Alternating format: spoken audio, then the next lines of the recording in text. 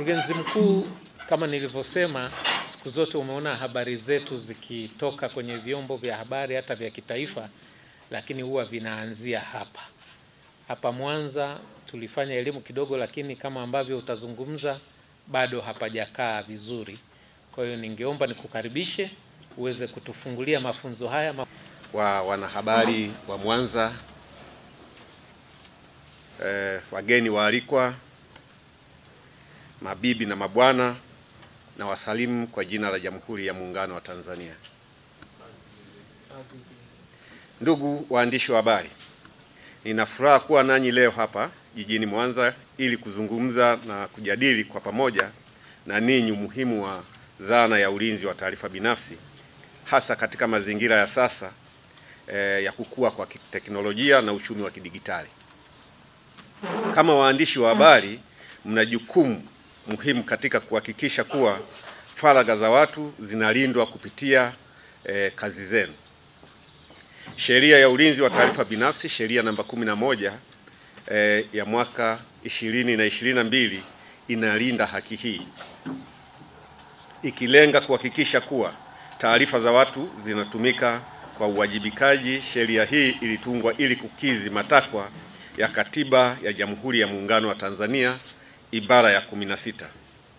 Katika dunia ya sasa, taarifa binafsi zinaweza kutumiwa vibaya na kusababisha madhara kama wizi wa utambulisho, kwa Kiingereza tunaita identity theft, udanganyifu wa kifedha na unyanyapaa. Kupitia warsha hii tunalenga kutoa uelewa wa kina kuhusu ulinzi wa taarifa binafsi, kujadili changamoto na mbinu bora za kuhakikisha usalama wa taarifa za watu bila kuathiri uhuru wa vyombo vya habari. Ndugu waandishi wa habari, nafasi ya waandishi wa habari katika dhana ya ulinzi wa taarifa binafsi, na waandishi wa habari ni wadau muhimu sana katika kuhakikisha faragha za watu zinalindwa, huku mkihakikisha kuwa jamii inapata habari sahihi na zenye manufaa. Kupitia kalamu zenu, mna nafasi ya kuelimisha umma kuhusu haki ya faragha na madhara yanayoweza kutokea kutokana na matumizi mabaya au kutumika vibaya na kusababisha uhalifu kama wa mtandaoni na kampuni zisizokuwa na maadili au hata taasisi zinazovuka mipaka ya matumizi halali ya data. Ndugu wanahabari, katika mazingira ya sasa ya kidigitali, taarifa zinaweza kuenea kwa kasi sana kupitia mitandao ya kijamii na vyombo vya habari vya mtandaoni. Hii inaleta changamoto kubwa kwa waandishi wa habari kuhusu jinsi ya kuhifadhi maadili ya uandishi wa habari, huku mkihakikisha kuwa mnatii sheria za ulinzi wa taarifa binafsi. Baadhi ya changamoto zinazopaswa kushughulikiwa ni pamoja na jinsi ya kuripoti habari zinazohusisha taarifa binafsi bila kuvunja sheria au kuathiri faragha za wahusika, kupata taarifa kwa njia halali na kuhakikisha kwamba taarifa hizo hazitumiki kwa madhumuni mabaya, kukabiliana na changamoto za teknolojia za kidigitali zinazoharakisha usambaaji wa taarifa binafsi kwa njia isiyo salama, lakini pia kudhibiti matumizi ya taarifa binafsi katika habari zinazohusu masuala ya kijamii, kisiasa na kiuchumi.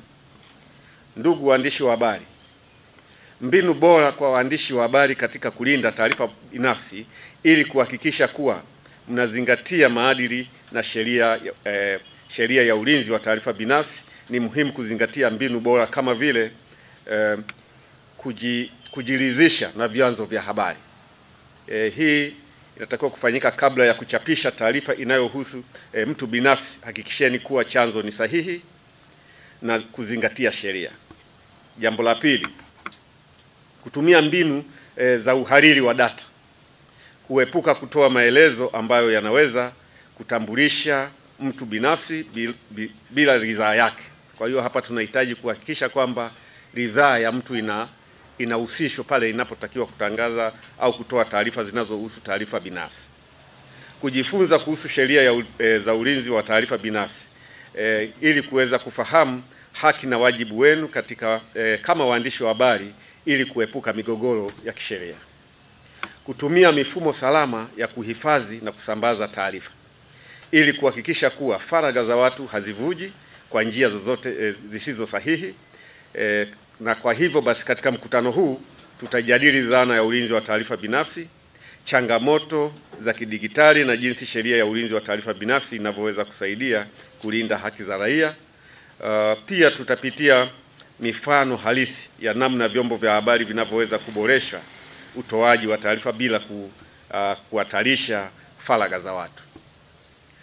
Ndugu waandishi wa habari, nitumie basi nafasi hii kuwasihi kutumia fursa hii kujifunza na kushirikiana nasi katika kuimarisha mfumo wa ulinzi wa taarifa binafsi nchini. Ushirikiano kati ya waandishi wa habari na tume ni muhimu katika kujenga jamii inayojua haki za watu na vile vile na wajibu wake. Kwa mjibu wa jinsi ambavyo tuliangalia, tuna taasisi zaidi ya 140 ambazo zinatakiwa kujisajili kwa Tanzania nzima. Na mpaka sasa tulishasajili taasisi zaidi ya 2000. Lakini za mkoa wa Mwanza mpaka tunakuja zilikuwa 20. Kwa hiyo unaweza kuona kwamba zilikuwa bado ni kidogo.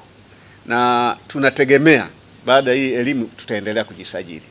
Na tunapoongelea taasisi hizi zaidi ya 100, maana yake taasisi zote ambazo zinakusanya na kuchakata taarifa zinatakiwa kujisajili. Kuanzia lodge, kuanzia nini, wanatakiwa kujisajili ili kuonyesha kwamba wateja wanahudumiwa inakuwa hivyo. Lakini kuna taasisi kubwa sasa ambazo zinaingia katika uchumi wa kidigitali, ndio ambazo zimeshajisajili kwa haraka sana ili kuweza kuendelea na utekelezaji wa majukumu yao.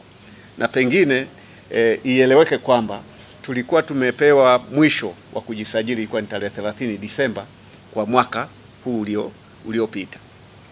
Na tumeongeza muda ili kuweza kupata nafasi ya kutoa elimu zaidi kwa umma na kwa wakusanyaji na wachakataji, kuongeza speed ya kuweza kujisajili. Paka mwisho itakuwa ni tarehe 30 mwezi wa 4 mwaka 2025. Kama alivyosema mkurugenzi mkuu, ni kwamba tume ipo kwa ajili ya kumsaidia muhusika wa taarifa. Muhusika wa taarifa ni mimi na wewe na mwananchi mwingine yoyote. Wakati anahitaji kupata huduma atatoa taarifa zake. Wewe ukitoa taarifa zako, ina maana wewe ndio muhusika wa zile taarifa kwa sababu zinakutambulisha wewe. Kwa hiyo tume ipo kwa ajili ya kulinda maslahi ya yule muhusika wa taarifa. Kwa hiyo endapo itatokea ukabaini kwamba taarifa zako binafsi zimetumika vibaya na mtoa huduma X, tume ipo kwa ajili ya kukusaidia wewe kuweza kushughulikia lalamiko lako. Kwa hiyo usiogope kwamba labda mimi sina gharama za kumwajiri mwanasheria ama sina gharama za kuendesha kesi. Hiyo wala usiogope. Wewe tu wasilisha lalamiko lako kupitia kwenye mfumo na tume itasimama na wewe bega kwa bega mpaka kupata haki yako.